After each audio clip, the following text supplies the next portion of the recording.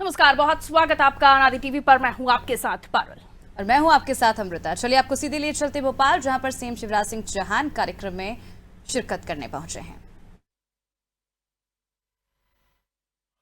दिए हुए भाषणों का संकलन है और दूसरी पुस्तक में उनके द्वारा जून 2021 से मई 2022 के दौरान किए गए भाषणों का संकलन किया गया है।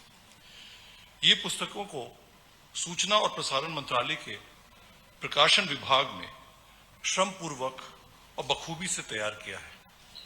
जैसा कि आप जानते हैं कि हर साल प्रकाशन विभाग देश के माननीय राष्ट्रपति जी, माननीय उपराष्ट्रपति जी और माननीय प्रधानमंत्री के चुने हुए भाषणों का संकलन पुस्तक के रूप में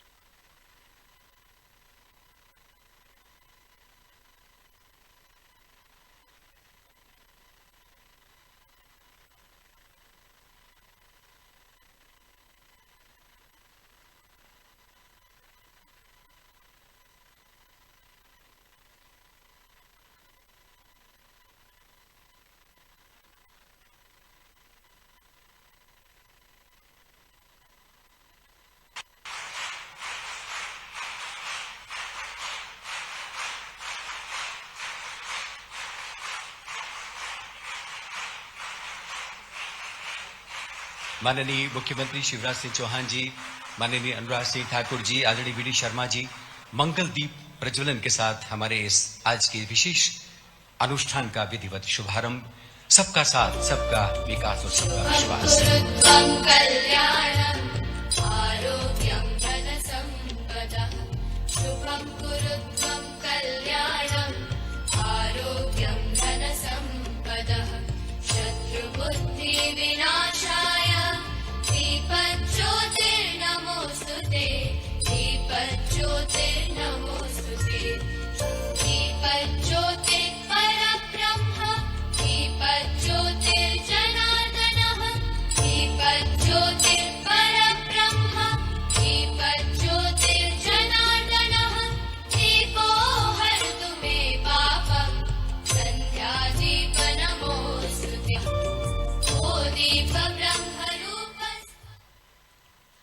अंधकार से प्रकाश की ओर जाने की सनातन आकांक्षा हमारी संस्कृति की मंगल दीपदान के साथ। कुछ सभा ठाकरे सभागार में ये कार्यक्रम हो रहा है, जहां मुख्यमंत्री की मौजूदगी है और साथ ही आप देख रहे हैं तस्वीरें।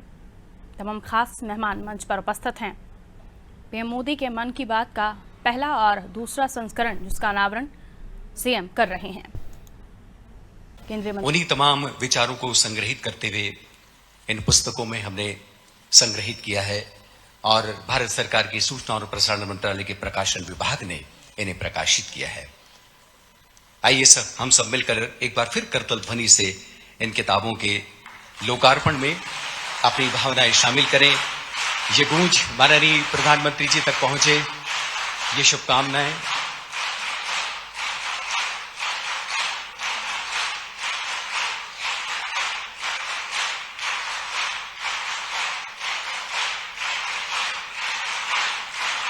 बशारत दे कोई तो आसमां से कि फिर कोई ताजा किताब आने को है। ये ताजा किताब, ये सौगात हम सबको मिली। अब हम भारत सरकार की सूचना और प्रसारण मंत्री आदरणीय श्री अनुराग सिंह ठाकुर जी से निवेदन करते हैं, आप सबसे मुखातिब हों और अपना उद्गार हम सबसे साझा करें।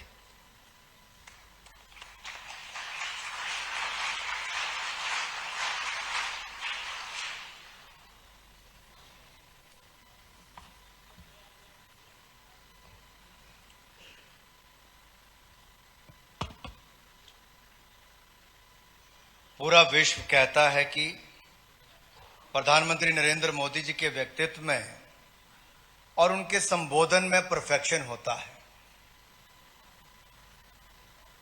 और जब ये परफेक्शन की जब बात आती तो परफेक्शन इसलिए होता है क्योंकि उसके पीछे इमोशन, ट्रेडिशन, ट्रांसफॉर्मेशन, जनरेशन और नेशन का सही कनेक्शन होता है।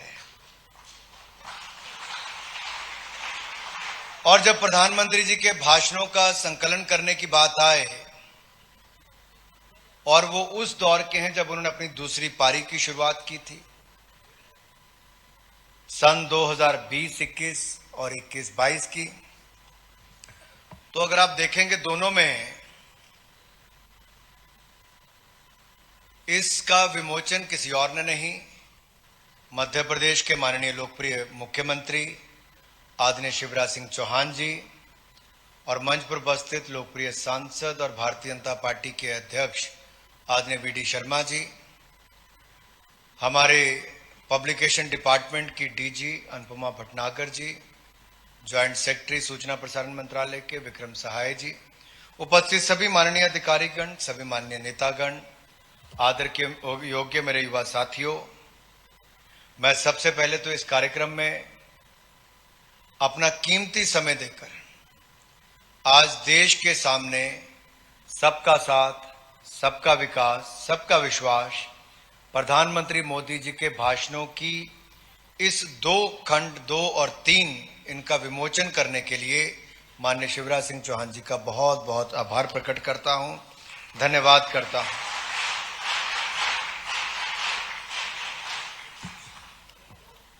आज मैं राजा भोज की नगरी में हूं और यहां पे मैं उस समय से भी आया जब कभी बीमारू राज्य मध्य प्रदेश को कहा जाता था, लेकिन मध्य प्रदेश की जनता का आभार प्रकट करता हूं कि जो सेवा करने का अवसर दिया तो बीमारू से आज देश के सबसे आगे बढ़ने वाले राज्यों में मध्य प्रदेश को लाकर खड़ा किया है। एक बड़ा बदलाव यहां पर आदरणीय शिवराज जी पिछले लगभग 4 दशकों में देखा गया, 2 दशकों में देखा गया। आज हम सब अपने चहेते भारत ही नहीं बल्कि संपूर्ण विश्व के सबसे लोकप्रिय नेता प्रधानमंत्री नरेंद्र मोदी जी के दूसरी पारी के उन 2 वर्षों के भाषणों के पुस्तक का विमोचन करने हेतु इकट्ठे हुए हैं। और जब मैं इन खंड 2 और खंड 3 की बात करता हूं तो एक खंड 2 में 86 भाषण, तो खंड 3 में 80 भाषण। और आप कल्पना कीजिए जिस वर्ष में सैकड़ों भाषण हुए हों, उनमें से 86 भाषण और 80 भाषण चुनना कितनी बड़ी चुनौती पूरे विभाग के लिए होती हो। और मोदी जी का कौन सा भाषण हम छोड़ दें, यह भी अपने आप में एक चुनौती है कि हम क्या छोड़ें और क्या चुनें, क्योंकि उनके हर भाषण में बहुत कुछ सीखने को मिलता है और विशेष तौर पर युवाओं को और शोध करने वालों के लिए है। तो मैं युवाओं को और शोधकर्ताओं को इतना ही कहूंगा कि आप तो अवश्य इन किताबों को पढ़ें, इनमें बहुत कुछ जानने के लिए, सीखने के लिए है, क्योंकि इसमें जो टॉपिक लिए गए हैं वो आत्मनिर्भर भारत हो, जय जवान जय किसान हो, जय विज्ञान, या फिर शाश्वत भारत, आधुनिक भारत जैसे 10 खंडों में बटी ये पुस्तक माननीय प्रधानमंत्री जी के विचारों और विभिन्न पहलुओं से अवगत करवाती है। वहीं पर ही स्टार्टअप इंडिया, सुशासन, सबका प्रयास, छोटा किसान बने देश की शान, नारी शक्ति, राष्ट्र शक्ति आदि विभिन्न खंडों में बटा इस पुस्तक का तीसरा खंड माननीय प्रधानमंत्री जी की आम नागरिकों से जुड़े रहने के विचारों को प्रस्तुत करता है। अगर हम देखें तो बहुत लंबी अगर यात्रा देखें पिछले 75 सालों में देश की, तो शुरू से लेके अब तक एक बात आती थी कि तुष्टीकरण और वंशवाद की राजनीति ने उसको घेर रखा था, एक तरह से पूरा उसके ऊपर प्रभाव दिखता था। लेकिन ये तुष्टीकरण और वंशवाद से बाहर निकालकर विकासवाद की ओर किसी ने मोड़ा है तो प्रधानमंत्री नरेंद्र मोदी जी ने मोड़ा है। और विकास के नए आयाम स्थापित होते हैं, उसके लिए प्रदर्शनी एक सामने वाले हॉल में लगी है जो दिखाता है कि पिछले 9 वर्षों में किन किन योजनाओं को शुरू किया गया और उनका प्रभाव कैसे पड़ा, और जो 70 साल पहले 70 सालों में कोई नहीं कर पाया था वो कैसे पिछले 7-8 वर्षों में प्रधानमंत्री मोदी जी के नेतृत्व में हुआ। 18.5 करोड़ गरीब गरीबी रेखा से बाहर निकल कर आए तो मोदी जी की योजनाओं के कारण आए हैं।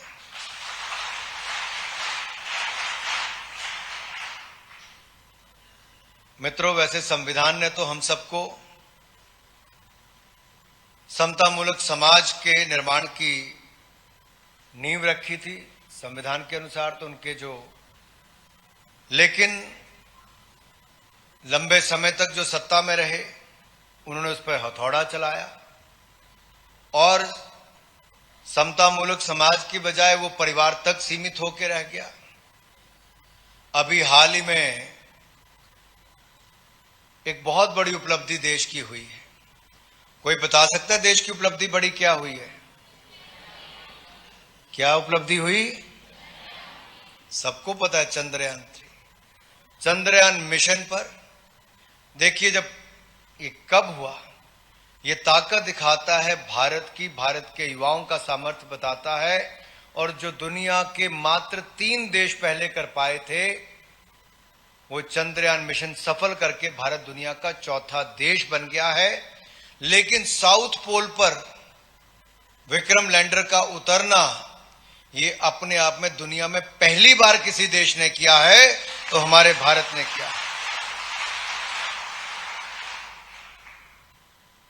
अब सवाल ये होता है कि जब पहले ऐसे प्रयास किए गए तो परिवार का नाम देने का काम किया, लेकिन आज किसी परिवार का नहीं, आज देश का नाम आगे बढ़ाया जाता है। एक बड़ा बदलाव देखने को मिलता है। और हमने तुष्टीकरण की राजनीति से बाहर निकलकर सबका साथ, सबका विकास, सबका विश्वास, इसी मूल मंत्र के साथ आगे चले। जिन राजनीतिक दलों ने शिक्षा के क्षेत्र में भी वामपंथी सोच को आगे बढ़ाने का काम किया हो, हमें पश्चिमी संस्कृति या उनके प्रभाव, एक गुलामी की सोच को आगे बढ़ाने का काम किया। आज मुझे खुशी है ये कहते हुए कि न्यू एजुकेशन पॉलिसी अगर 34 वर्षों के बाद आई तो नरेंद्र मोदी जी की सरकार के समय आई, और मातृभाषा में आपको शिक्षा दी जा सके उसको बल दिया गया। और मध्य प्रदेश एक ऐसा राज्य है जिसने मेडिकल तक की शिक्षा का भी सिलेबस हिंदी में, अपनी मातृभाषा में करने का सबसे पहले काम किया है।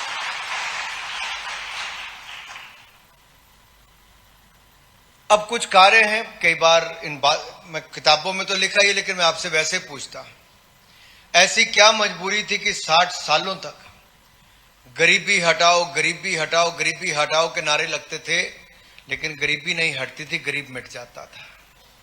गरीब के पास पक्की छत नहीं थी। 20,000 गांव में बिजली का कनेक्शन 2014 तक भी नहीं पहुंच पाया था। करोड़ों परिवारों के घरों में नल का नहीं था, नल से जल नहीं आता था। 60 करोड़ से ज्यादा लोगों को खुले में शौच करने जाना पड़ता था और शर्मिंदा होना पड़ता था। अन्न की कमी और अन्न के भंडार भी खाली कर देना, ये पूर्व में होता होगा, लेकिन जो 60 सालों में नहीं हुआ वो 8 सालों में मोदी जी ने कर दिखाया। 4 करोड़ गरीबों को पक्के मकान बनाकर दे दिए, 12 करोड़ बहनों को और परिवारों को शौचालय बनाकर दे दिया, हर गांव तक बिजली पहुंचाकर दे दी, 80 करोड़ गरीबों जरूरतमंदों को डबल राशन कोविड के समय 2.5 साल तक देने का कार्य किया, और अब तो 12 करोड़ घरों को नल से जल देने का काम भी मात्र 3 साल में कर दिया, और 60 करोड़ लोगों को 5 लाख का इलाज आयुष्मान भारत योजना में बिल्कुल मुफ्त देने का कार्य भी ये पिछले 9 सालों में नरेंद्र मोदी जी ने किया है। जब आप इनकी पुस्तक के थ्रू जाओगे तो आप एक व दूसरे टॉपिक पे जाओगे तो आपको लगेगा अच्छा मोदी जी ने 2015 में कहा था, और उस समय का मीडिया, सोशल मीडिया में देखोगे तो आपको आलोचना देखने को मिलेगी। छोटा सा उदाहरण देता, जैसे मोदी जी ने 2014 में कहा हर गरीब जरूरतमंद का बैंक खाता खुलेगा, बहुत आलोचना हुई कि क्या कहते हैं प्रधानमंत्री, गरीब का खाता क्या चाहिए। फिर प्रधानमंत्री ने कहा डिजिटल इंडिया कैंपेन शुरू करेंगे, तो उन्होंने कहा डिजिटल इंडिया, गरीब को क्या फायदा है। ये लोग गरीब और ये सब नाम ऐसे लेके तुष्टीकरण की राजनीति करते रहे, कभी अल्पसंख्यक के नाम पे, कभी गरीब के नाम पे। लेकिन आज मैं अपने सब युवा साथियों के बीच में खड़ा होकर पूछता हूं, जो 9 साल पहले किसी के पास बैंक खाता नहीं था, आज 45 करोड़ लोगों के बैंक खाते भी खुले और उन बैंक खातों में 2,40,000 करोड़ रुपए से ज्यादा गरीबों का जमा हुआ। जो कांग्रेस के समय पैसे खा लिए जाते थे सिस्टम में, गरीब के खाते तक नहीं पहुंचते क्योंकि खाता होता ही नहीं था, वो आज डीबीटी के माध्यम से सीधा खाते में पहुंचता है और अब आपको बैंक जाने की जरूरत नहीं पड़ती। जो डिजिटल पेमेंट्स की बात करते थे, आज यूपीआई भीम के माध्यम से या फोन पे, पेटीएम ऐसी कंपनियों के माध्यम से आप पेमेंट करो तो आप अपने मोबाइल फोन से कर सकते हो। दुनिया भर की जितनी पेमेंट्स होती हैं उनका 46% डिजिटल पेमेंट्स केवल भारत में होती है। भारत नंबर 1 डिजिटल पेमेंट्स में। अब सवाल ये भी खड़े होते थे कि साउथ कोरिया, सिंगापुर, ये हमारे साथ साथ उसी समय ये भी आजाद हुए, लेकिन साउथ कोरिया कहां पहुंच गया, सिंगापुर कहां पहुंच गया, भारत इतना बड़ा है, भारत क्यों नहीं पहुंच पाया? क्योंकि एक परिवार जिसने देश के ऊपर राज किया, कई वर्षों तक उन्होंने केवल परिवार फर्स्ट की सोच को लेकर चले, उनके लिए राष्ट्र प्रथम कभी नहीं था। लेकिन जब एक गरीब मां का बेटा यहां पर आया तो उनके लिए राष्ट्र प्रथम हो गया, देश उनकी प्राथमिकता हो गया। एक समय ऐसा था तब निजी नौकरियां पे नहीं होती थी। आपको तो, आप छोटे हो सब लोग, आप कभी घर जाके एक सवाल पूछना कि कोटा क्या होता है, कि कोटा राज क्या था। जब मैं 5 साल का था तो मेरे पिताजी ने तब मेरे लिए स्कूटर बुक करवाया था। जब मैं 18 साल को तब जाके मुझे स्कूटर मिला। मैं शायद 8 साल का होऊंगा शिवराज जी, 10 साल के बाद स्कूटर मिला था। आज तो आप जाओ तो हाथों हाथ स्कूटर, मोटरसाइकिल सब कुछ मिलता है। ये समय बदला, प्राइवेट सेक्टर में रोजगार बदला। आज तो आज का नौजवान जॉब सीकर नहीं, जॉब गिवर है। जो हमारा मजाक उड़ाते थे जब मोदी ने कहा स्टार्टअप इंडिया करेंगे, तो कहते क्या स्टार्टअप इंडिया, क्या करेगा नौजवान। आज उन्हीं नौजवानों के सामर्थ्य को देखिए। दुनिया का तीसरा सबसे बड़ा स्टार्टअप इकोसिस्टम हमारा भारत बन गया। लगभग 1 लाख स्टार्टअप आज दुनिया के किसी देश में है तो भारत में है, और 107 हमारी यूनिकॉर्न्स बन गई, यानी कि एक कंपनी कम से कम 8,500 करोड़ की है, कम से कम। लाखों लोगों को रोजगार आप जैसे युवाओं ने दिया है। ये यात्रा जो है ये अंत्योदय से लेकर आत्मनिर्भरता की ओर है। और जब आपने सुना होगा आत्मनिर्भर भारत, कोविड के टाइम पे नरेंद्र मोदी जी ने कहा, तो फिर एक बार मजाक उड़ा कि भारत क्या दुनिया से अलग होकर अपने आप को देखता है। What is self reliant India, क्या भारत कैसे सरवाइव करेगा, यही कहते थे। जब हमने कहा अपनी वैक्सीन बनाएंगे तब कहते थे क्या भारत की वैक्सीन आपको ठीक कर सकती है।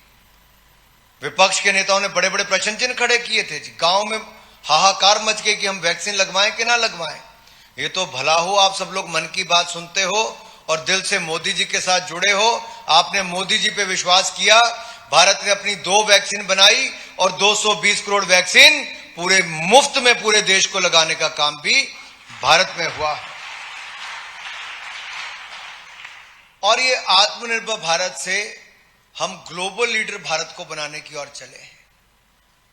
हम जब 2014 में आए थे, जब मोदी जी की पुस्तक का पहली पारी के जो आपने 5 जो उसके संस्करण ऐसे देखे हैं, किताबें देखी हैं, उनमें आप देखिए पहले में लिखा होगा कि 10वें नंबर की अर्थव्यवस्था भारत था। ऐसा क्या किया 9 सालों में मोदी जी ने कि जो लड़खड़ाती चरमराती अर्थव्यवस्था थी दुनिया की, among the fragile 5 economies of the world, India has become the first 5 economies of the world. 10वें नंबर से दुनिया की 5वें नंबर की अर्थव्यवस्था हमारा भारत बन गया है। इस पर हर भारतीय को गर्व होना चाहिए। मित्रों, यही नहीं, हम सब के सामने एक सवाल बार बार खड़ा होता है। मीडिया के लोग भी कई बार पूछते हैं कि क्या है 10वें नंबर से 5वें नंबर की अर्थव्यवस्था बनी। फिर मन ही मन में कहते हैं हाँ एक बात तो है भाई, अंग्रेजों को आपने पछाड़ दिया जिन्होंने हमारे ऊपर 250 साल राज किया था, वो 5वें नंबर की अर्थव्यवस्था थी। आजादी के अमृत महोत्सव मनाते मनाते आजादी के 75वें साल में हमने उसी इंग्लैंड को पछाड़कर दुनिया की 5वीं सबसे बड़ी अर्थव्यवस्था भारत बना है। लेकिन हमें यहां रुकना नहीं है, हमें इससे आगे जाना है। तभी प्रधानमंत्री जी ने लक्ष्य तय किया है कि हमें ये जो अमृत काल शुरू हुआ है, आजादी का 75वां वर्ष, इससे स्वर्णिम काल की ओर जाते हुए, यानी कि जब आजादी के 100 साल होंगे, उन 25 सालों में हमें भारत को विकसित भारत बनाना है। आप में से कौन कौन भारत को विकसित भारत बनाने के लिए तैयार है? अरे ऊपर वाले भी तैयार हैं। Very good. सब यही युवाओं का सामर्थ्य है, यही युवाओं की ताकत है। तभी तो आज दुनिया भर की बड़ी बड़ी कंपनीज में देखोगे, अगर उनके सीईओज के नाम आते हैं तो भारत के युवा आज दुनिया की बड़ी बड़ी कंपनियों के सीईओज भी बन गए हैं, चीफ एग्जीक्यूटिव ऑफिसर भी बन गए। ये आपकी ताकत है युवाओं की, तभी आप विकसित भारत बना सकते हैं। दूसरा, अगर ये मौका हमारे युवाओं को भारत में ही मिला होता तो भारत की अर्थव्यवस्था कहां पे होती? अगर ये स्पेस सेक्टर पहले खोला गया होता तो हम गूगल की ओर नहीं देखते, गूगल जैसी कंपनी भारत में ही बनी होती। अगर हम पेमेंट इकोसिस्टम में मात्र 5 सालों में दुनिया की सबसे नंबर 1 पे जा सकते हैं। आज देखिए, एक समय था जब हम ये सुनते थे कि दुनिया की सबसे लंबी टनल कहां पे, सबसे ऊंची इमारत कहां पे, सबसे ऊंची प्रतिमा कहां पर है। आज हम दुनिया की ओर नहीं देखते, आज हम कहते हैं अगर दुनिया की सबसे लंबी सुरंग सबसे ऊंचाई पर कहीं पर है तो अटल टनल मनाली में हिमाचल प्रदेश में है। हम कहते हैं दुनिया का सबसे ऊंचा पुल जो एफिल टावर से भी 100 मीटर ऊंचा है, वो रेलवे का पुल चेनाब नदी पर जम्मू कश्मीर में है। आज हम कहें दुनिया की सबसे ऊंची प्रतिमा कहां पर है तो कहां पे है? Statue of unity Sardar Patel की गुजरात में है। और दुनिया का सबसे बड़ा रेल नेटवर्क कहीं पर है तो वो भी हमारे भारत में है। जो सबसे ऊंचा, सबसे लंबा, सबसे बड़े, ऐसी बातें आती थी, पहले दुनिया का नाम आता था, आज भारत का नाम उसके साथ जुड़कर आता है। ये नए भारत की नई पहचान है जो चंद्रयान मिशन के साथ साथ इसको आगे करे। और इसी तरह से 10 लाख करोड़ का इंफ्रास्ट्रक्चर पर हमने बजट में भी प्रावधान किया है। लेकिन युवाओं से मैं पूछूं, अगर 5 दिन के लिए इंटरनेट बंद हो जाए तो कोई फर्क तो नहीं पड़ेगा? हैं जी? आवाज नहीं आई। पड़ेगा फर्क। ये इसलिए फर्क पड़ता है कि गरीब से गरीब व्यक्ति के हाथ में मोबाइल फोन है, वो भी डेटा कंज्यूम कर रहा है। अगर ये दुनिया भर के डेटा रेट्स के बराबर भारत का रेट होता तो आप में से आधे लोग डेटा यूज ना करते। दुनिया के सबसे सस्ता डेटा अगर भारत में मिलता है तो वहीं पर दुनिया में कांग्रेस के जमाने में तो ना 2G टेक्नोलॉजी आई ना 3G भारत की आई, विदेश से लाते थे। अब भारत ने 5G टेक्नोलॉजी भी अपनी बना ली है और 6G भी भारत अपनी ही टेक्नोलॉजी बनाने वाला है। और दुनिया भर के देश हमारे पास आ रहे हैं 5G टेक्नोलॉजी और 6G टेक्नोलॉजी लेने के लिए। यह नए भारत की नई तस्वीर है। जब मैं युवाओं के सामर्थ्य की बात करता हूं, देश के सामर्थ्य की बात करता हूं, तो ये आप सबके सामने कहता हूं कि दुनिया को हमसे उम्मीदें क्या हैं। The world see hope in India, they see hope in the leadership, Indian leadership, they see hope in India's youth. तो हमारे ऊपर दुनिया की निगाहें नहीं, दुनिया को हमसे उम्मीदें भी हैं और हम सबको उनके ऊपर खरा उतरना है। मित्रों, यही नहीं, समय कम है, माननीय शिवराज जी को भी अगले कार्यक्रम में जाना है और मुझे भी केवल 2 बातें करके अपनी बात को समाप्त करना है। जब मैं महिलाओं की बात करता हूं युवाओं के साथ साथ, तो दुनिया भर के देशों में वुमेन डेवलपमेंट की बात तो होती है, महिला विकास की बात तो होती है, लेकिन दुनिया के पटल पर अगर वुमेन लेड डेवलपमेंट की बात किसने की, महिला के नेतृत्व में विकास करने की बात की, तो भारत और भारत के प्रधानमंत्री ने की। और इस बार के 26 जनवरी की परेड में जब इजिप्ट के राष्ट्रपति आकर बैठे थे तो उन्होंने प्रधानमंत्री मोदी जी को कहा कि दुनिया तो ऐसे ही कहती है महिला विकास, महिला विकास, महिला विकास। ये आपके कर्तव्य पथ पे मैं देख रहा हूं, बुलेट चलाकर फौज में जाने वाली, सैल्यूट करने वाली और पूरी अपनी टुकड़ी लेकर सलामी देने वाली से लेकर अपनी कला संस्कृति का प्रदर्शन करने वाली, अगर पूरी इतनी बड़ी टोली में सबसे आगे कोई है तो भारत की महिलाएं, भारत की बेटियां हैं। तो मोदी जी ने उनसे कहा, आप इतना ही मत सोचिए, दुनिया भर में सबसे ज्यादा अगर महिला पायलट किसी देश में है तो भारत में है। दुनिया भर में सबसे ज्यादा स्वयं सहायता समूह से जुड़ी होने वाली महिलाएं कहीं पर हैं तो 9 करोड़ महिलाएं भारत में हैं। और अब इन 9 करोड़ महिलाओं में से 15,000 स्वयं सहायता समूह को ड्रोन टेक्नोलॉजी का स्किल डेवलपमेंट भी इस साल से देने की शुरुआत कोई देश करेगा तो महिला ड्रोन चलाएंगी भी, ड्रोन रिपेयर भी करेंगी, तो दुनिया का पहला देश भी वो बड़ी संख्या में होगा तो भारत ही होगा। मैं युवा साथियों से इतना ही कहना चाहता हूं, मित्रों, कोविड का एक ऐसा दौर था, आप इस किताबों को जब पढ़ेंगे, कोविड का ऐसा दौर था जो भारत को मेक और ब्रेक वाली स्थिति थी। आपदा के संकट में भारत खत्म भी हो सकता था। आप 1 मिनट के लिए आंखें बंद करके सोचिए कि 140 करोड़ जनता को राशन उपलब्ध करवाना, जब देश लॉकडाउन में था, 140 करोड़ की जनता का स्वास्थ्य लाभ कराना, वैक्सीन दिलाना।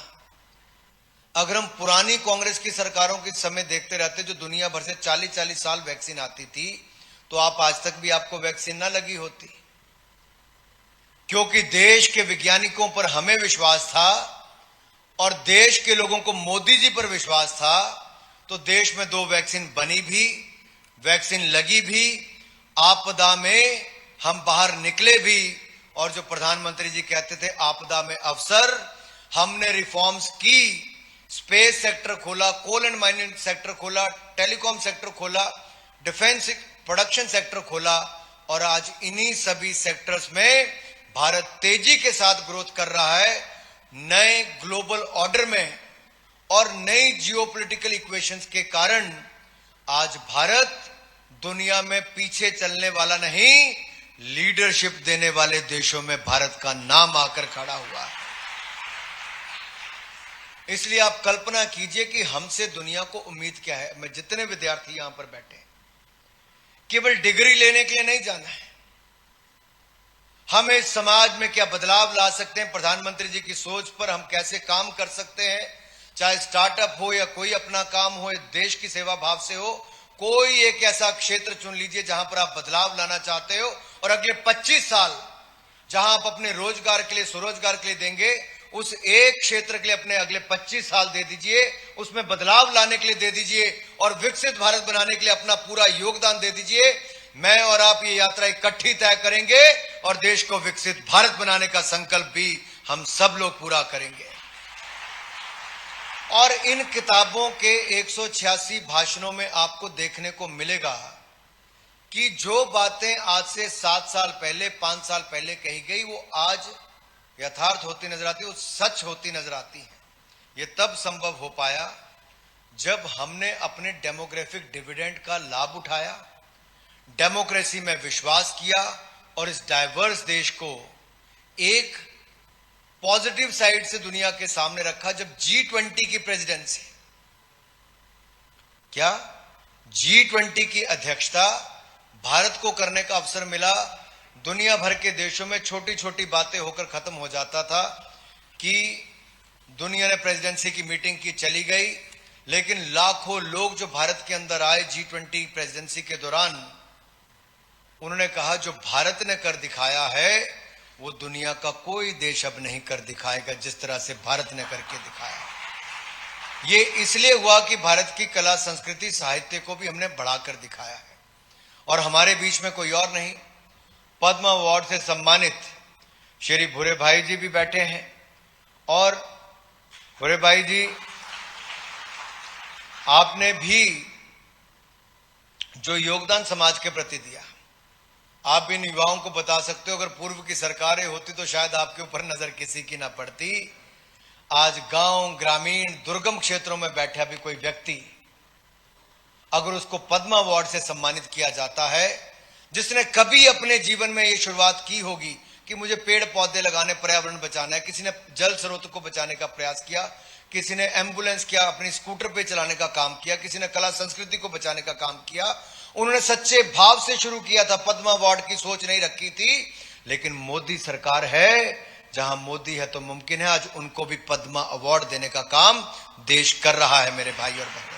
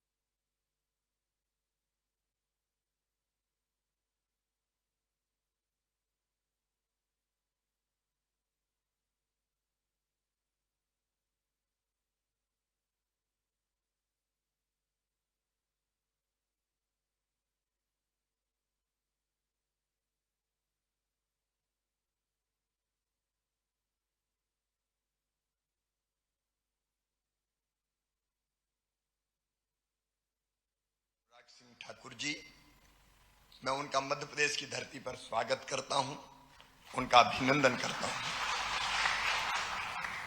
स्वागत में तालियां जरा जोर से बजनी चाहिए। भारतीय जनता पार्टी के प्रदेश के यशस्वी अध्यक्ष और खजुराहो के लोकप्रिय सांसद आदरणीय श्री वीडी शर्मा जी, बहन अनुपमा जी, विक्रम जी और उपस्थित मेरे प्रिय बहनों, भाइयों और भांजे भांजियों,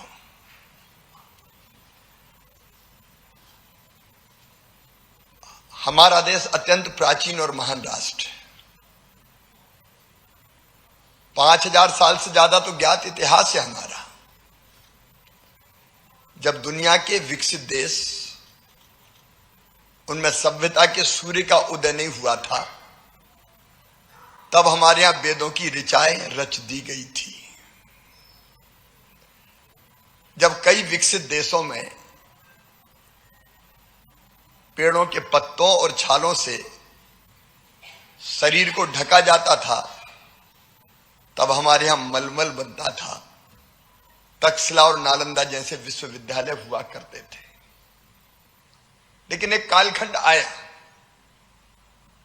हम पराधीन हुए और स्वतंत्रता के बाद भी जिस सरकार ने काम किया,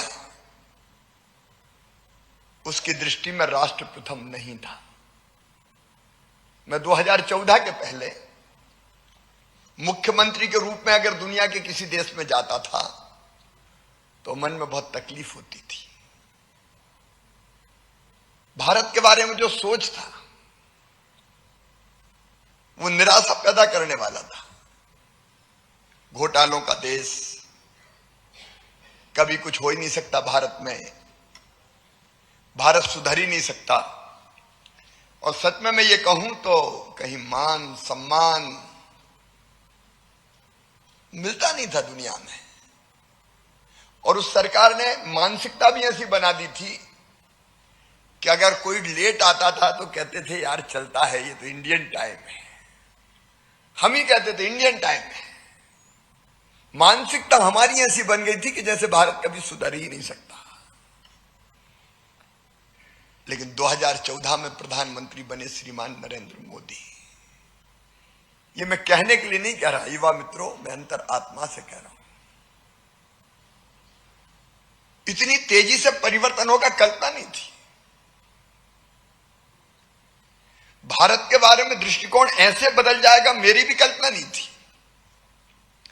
लेकिन आज मैं नहीं कहता, जमाना कहता है यह दौर भारत का दौर है, प्रधानमंत्री नरेंद्र मोदी जी के नेतृत्व में।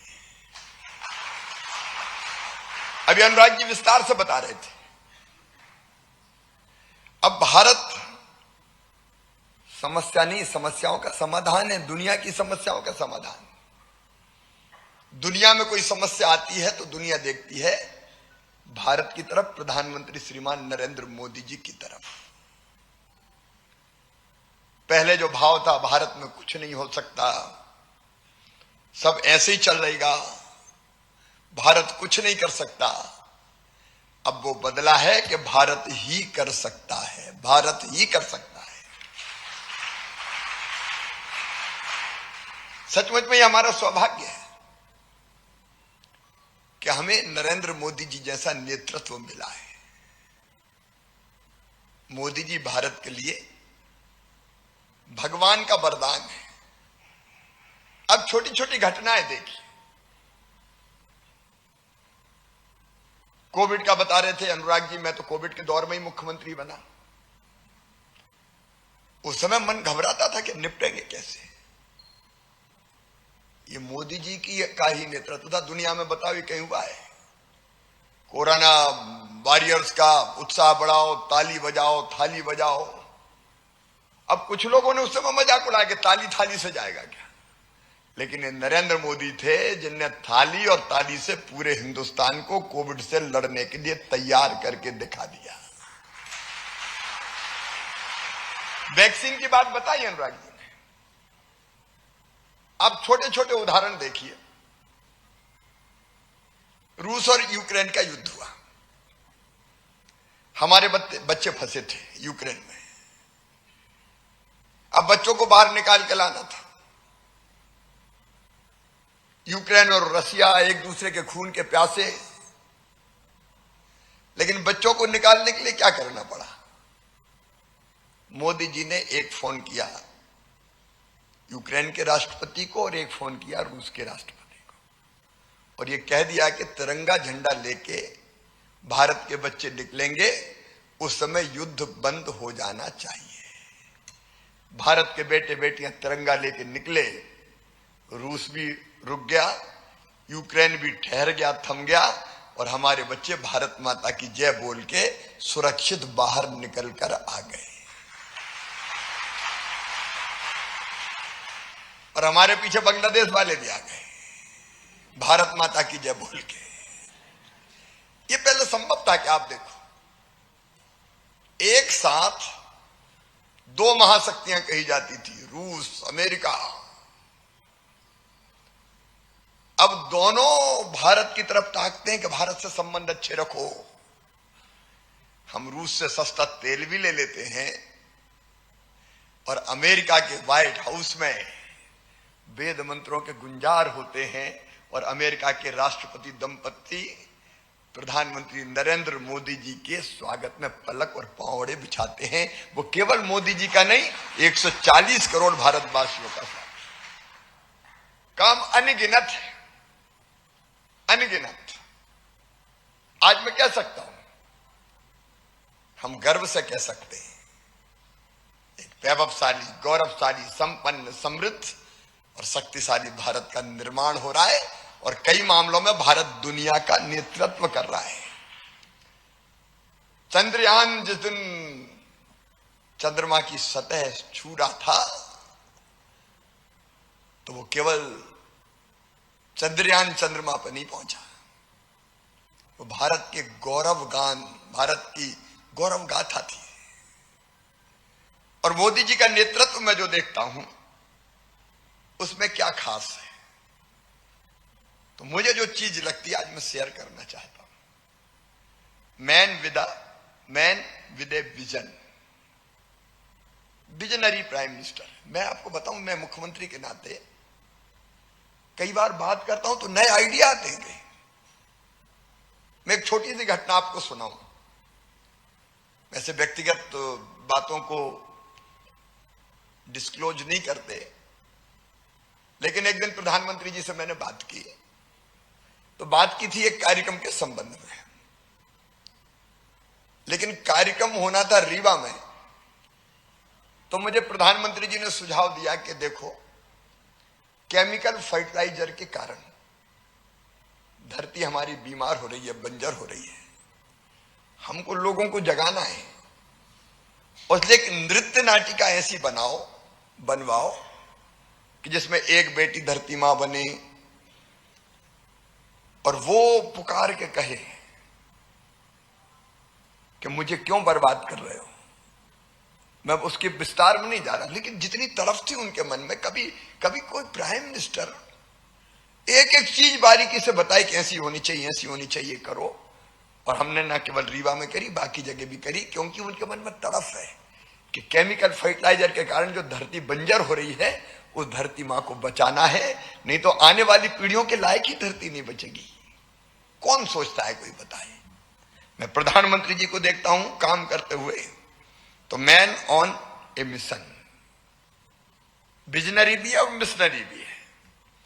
टारगेट तय करना, और टारगेट छोटा तय नहीं करना, बड़ा लक्ष्य तय करना, उसको पूरा करने के लिए रोड मैप बनाना, और उस रोड मैप को पूरा करने में खुद को भी झोंक देना और बाकी हम सबको भी लगा देना।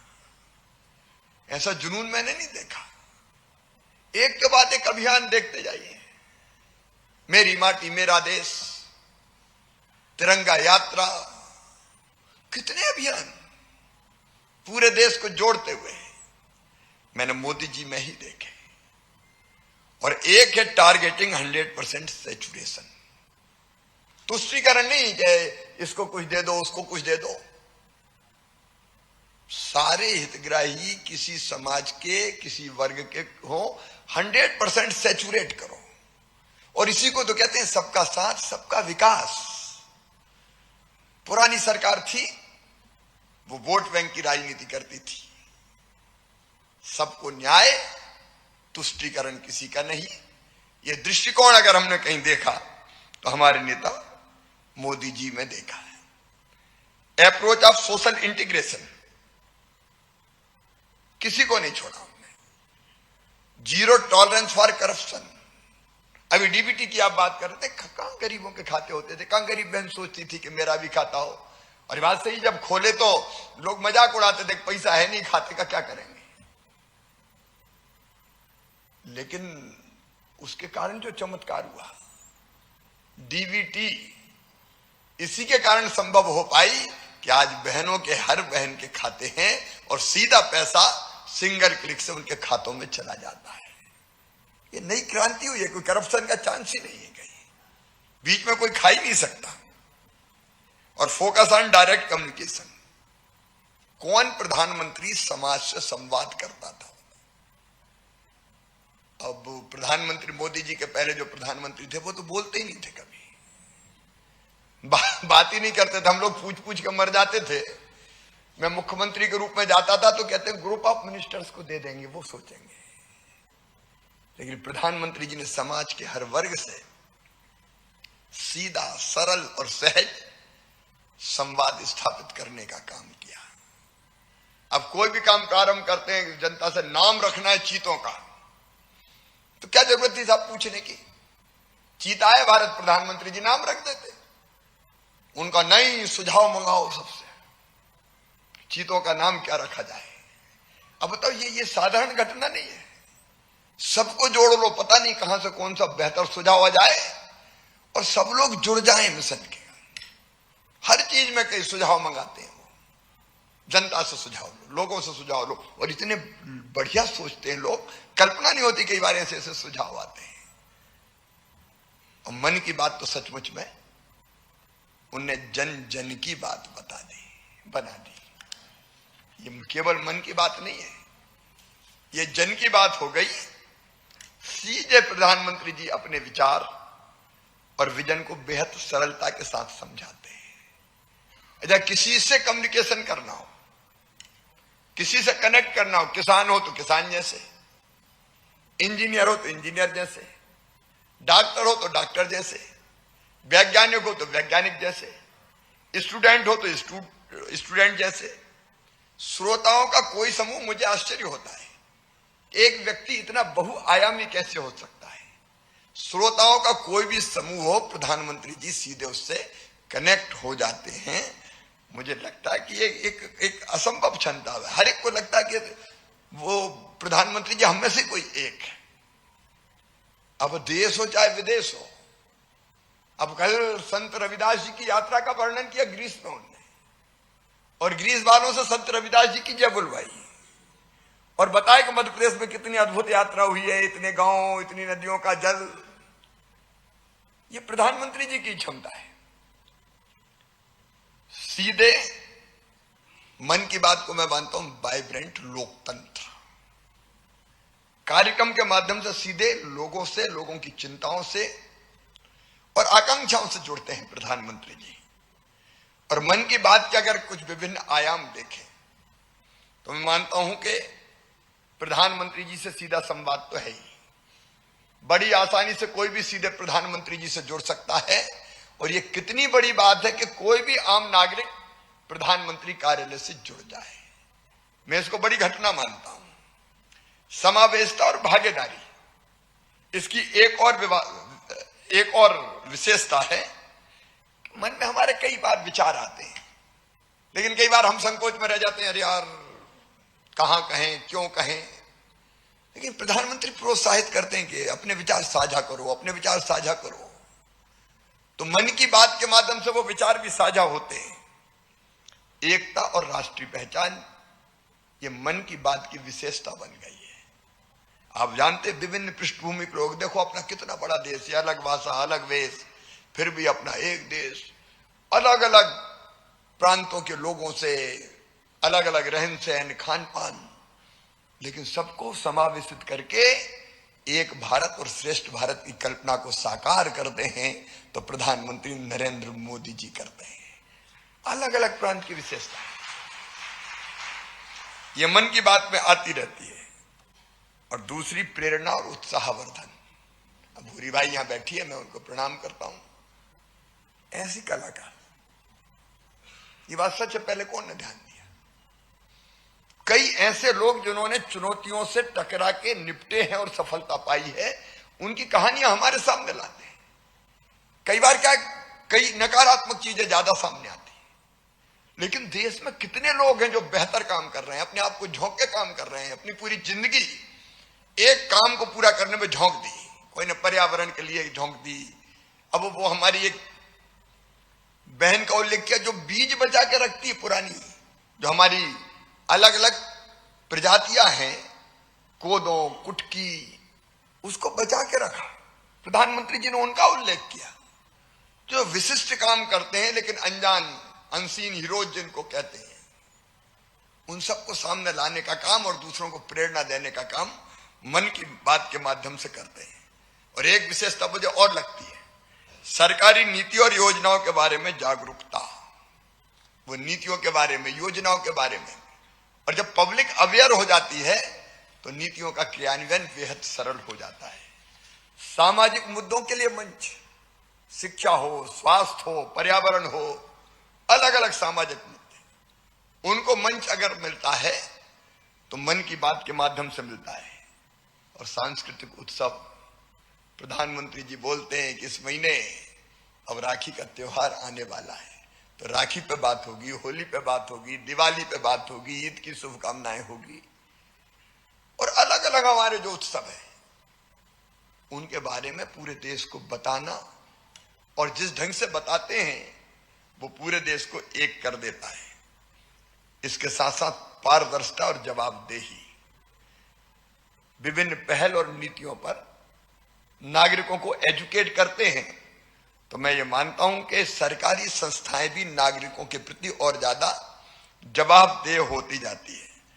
और राष्ट्रीय और अंतर्राष्ट्रीय घटनाओं का समय पे जानकारी, ये मन की बात में मैंने देखा, दुनिया में राष्ट्रीय और अंतर्राष्ट्रीय घटनाओं के बारे में सही और सटीक जानकारी कई बार हमको अपने प्रधानमंत्री जी से मन की बात में मिलती, ताकि समय पर समस्याओं के बारे में हमको जानकारी हो।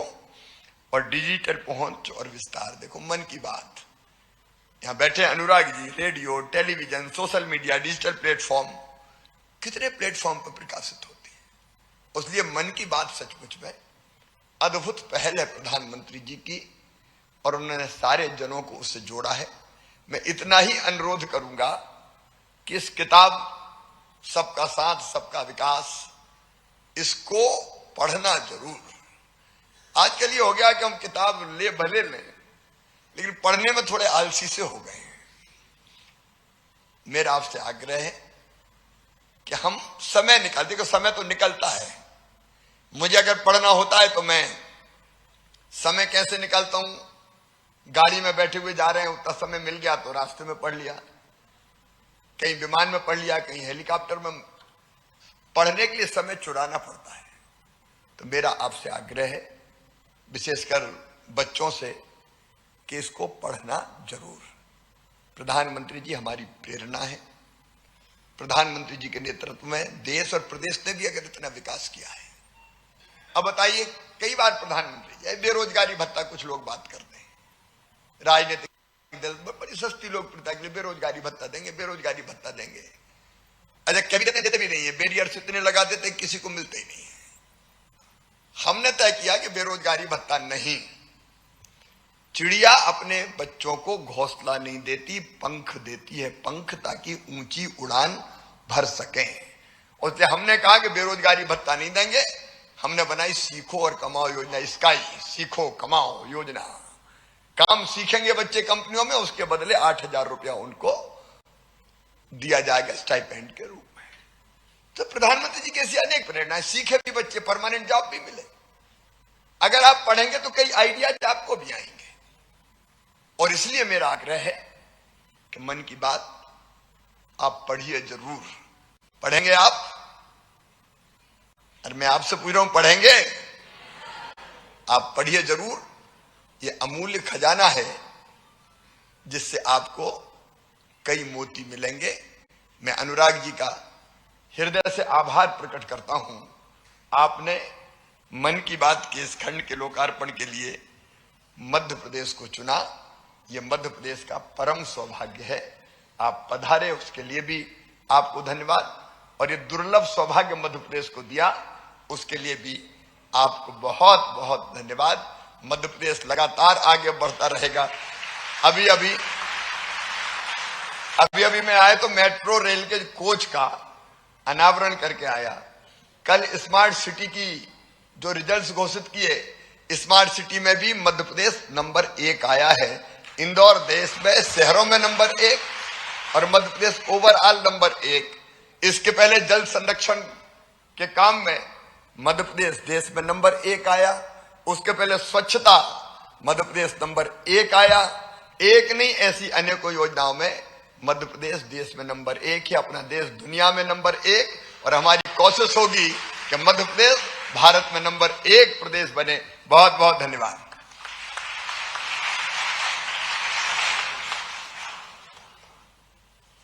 धन्यवाद माननीय मुख्यमंत्री शिवराज सिंह चौहान जी। आओ खोया सूरज ढूंढें, और न मिले तो किरण किरण जमा करें हम। आओ नया सूरज बनाएं हम।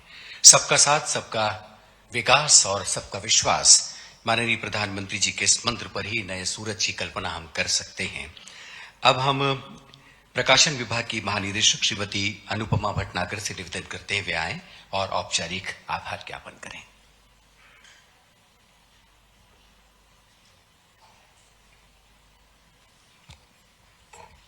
नमस्कार। माननीय मुख्यमंत्री श्री शिवराज सिंह चौहान जी, माननीय सूचना और प्रसारण